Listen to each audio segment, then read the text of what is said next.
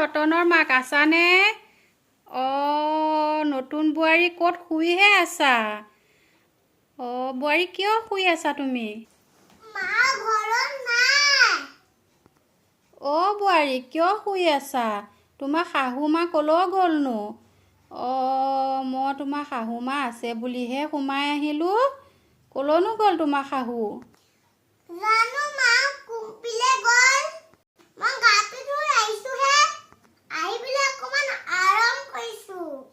মা কেনিবা গ'ল? বোৱাৰী হ'ব দিয়া, তোমাৰ শাহু মা নাই ভালেই হ'ল। তোমাৰ শাহু মা থাকিলে তোমাৰ লগত ইমান কথা পাতিবলৈ আকৌ মই সুবিধাই নাপাওঁ নহয়। হ'ব দিয়া, তোমাৰ শাহু মা নাই ভালেই হ'ল। হেৰি নহয়, কথা এটা নহয়, তুমি আজিৰ যুগত নতুন বোৱাৰী তুমি ভিডিঅ' চিডিঅ' ৰিলচ বনোৱানে নাই? মোক শাহু মাইলে ভয় লাগে বনাবলৈ।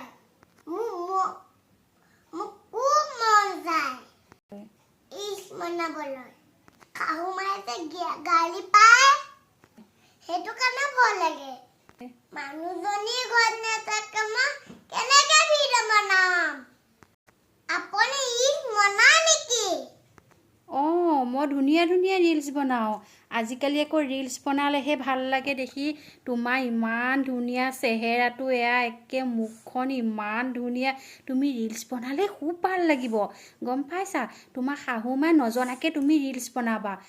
শাহুজন ঘৰত নাথাকে, সেইটো কাৰণে শাহু মাইলে ভয় লাগে বনাবলৈ। খুব মন যায়। মই বনাই ভাল পাওঁ। আপুনি মোক শিকাই দিব নেকি? অকমান মদলিত অকমান শিকাই দিয়া, মই তেতিয়া ভিডিঅ' বনাব পাৰিম।